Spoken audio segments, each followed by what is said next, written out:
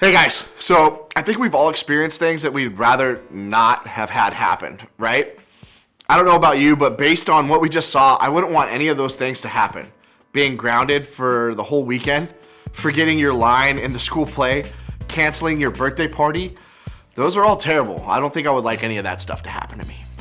Now, if I had to guess, I think that another thing that may not want to happen right now is talking about sex and relationships at church. But you know what? I know that we can handle it, and this week we're gonna have some real talks about things that I think are super important to remember. But before we get into our talk today, I wanna ask you guys one question. How many of you have expectations about dating? Now, I'm not talking about expectations you have for yourself, I'm talking about the kind other people have for you. Maybe your parent doesn't think that you should even be thinking about dating yet. Or maybe your older sibling is telling you to ignore the person who likes you. Or maybe your best friend is already planning your wedding one day with your current crush, right? If there's anybody who isn't afraid to have real talk about anything, it's Jesus. When he was alive on earth, he made it a point to tell people the truth about life, the choices that they were making, and what God's best really looks for us. The good news for us is that people who knew Jesus and followed him wrote everything down that they heard, that they saw, so that we can read about it today. We're gonna look at some things that a couple of Jesus's closest friends and followers recorded from his time here on earth. And they're things that I think can help us shift our thinking when it comes to not only our relationship status, but to the whole point of life. So before we get into it, let me set the scene for you. Jesus spent a lot of his time on earth teaching and preaching. He shared stories and lessons and messages to help people understand things about God and about life. One of Jesus' most famous sermons is known as the Sermon on the Mount. This is just a fancy way of saying Jesus delivered this particular message on a mountain. And while the entire message is really cool, there's one part in particular that I think can help us understand what our focus in life should be all about. Let's take a look. You're here to be light, bringing out the God colors in the world. God is not a secret to be kept. We're going public with this, as public as a city on a hill. If I make you light bearers, you don't think I'm going to hide you under a blanket, do you? I'm putting you on a light stand. Now that I've put you there on a hilltop, on a light stand, shine. Keep open house. Be generous with your lives. Be opening up to others. You'll prompt people to open up to God, this generous Father in heaven. I love the way Jesus puts this. When we're following him, the one and only goal for our life is simple: to reflect who God is to the world around us, to be a light that shines God's love, to love so boldly and brightly that nothing can hide it.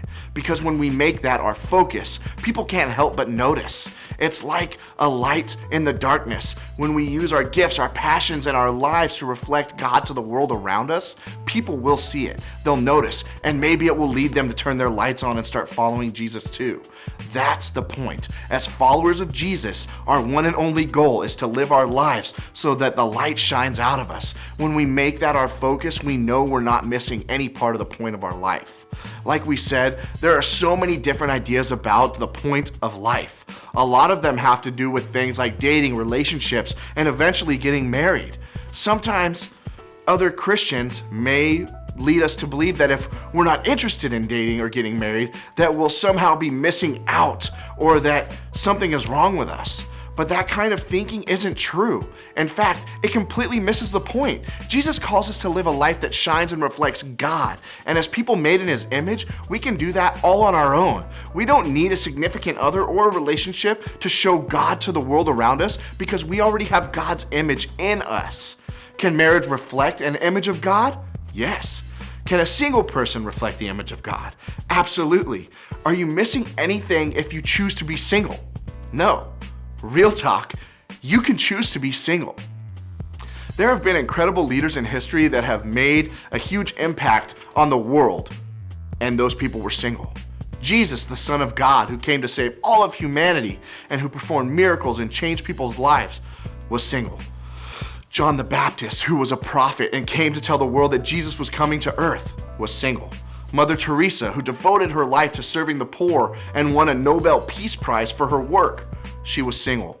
Paul, one of the most famous leaders in the church history who wrote a lot of the Bible, was single. God can use single people to do incredible things. While relationships are a part of life, they're not the point of life. Sure, they can add great things to our lives, but we don't need them to live a full, meaningful life. See, if we're choosing to live a life based on what Jesus says it's all about, then we're choosing the best possible life for ourselves. We are getting the point. You can have people ask you on dates or people ask you to be their girlfriend or boyfriend, and you can still choose to be single. Just because somebody likes you doesn't mean that you need to be in a relationship with them. It's about what you want, not what they want from you. Dating, choosing to be single right now, choosing to be single for a while, or maybe choosing to be single always. No matter what you choose, when it comes to dating or being single, when you choose a life that follows Jesus, you can know that you won't miss anything that God has for you.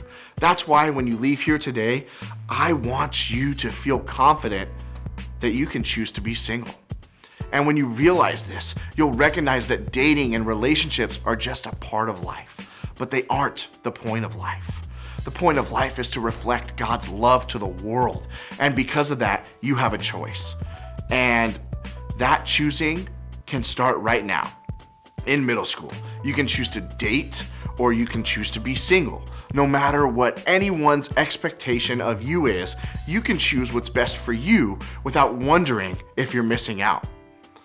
You can choose to be single, and we can experience the full, amazing, incredible life that Jesus came to give us no matter what.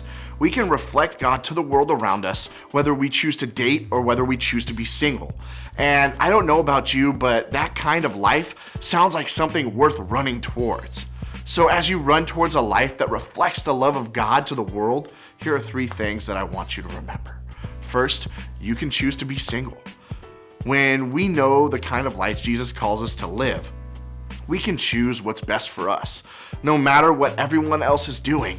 If you don't want to date right now, great. If you don't want to be in a relationship ever, that's great too. You're made in the image of God on your own. You don't need a relationship to complete you. You definitely don't need one to experience the fullness of the life in Jesus. So if you choose to be single, choose it with confidence because you know you're not missing out on the point of life. You're choosing God's best for you as you go after the real point of life. Second, you can have a better outlook if you choose to date. Maybe you're not dating right now, but you might want to one day. And when you do, remembering that relationships are just a part of life and not the point of life, this will help you to have a better outlook on dating. Instead of seeing the other person as your whole life, you'll know that they're just a part of it. Instead of looking for someone to complete you, you'll know that you're already complete.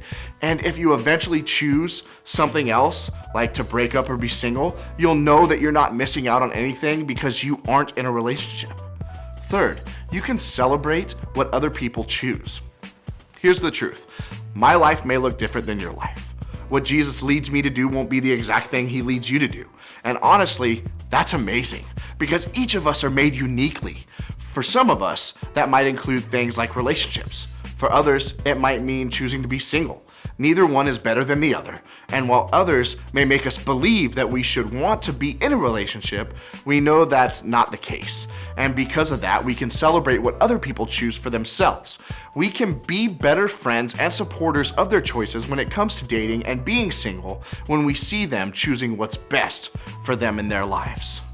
Remember, the point of life is to reflect God, not to find somebody to complete us, because we're already complete in the image of God.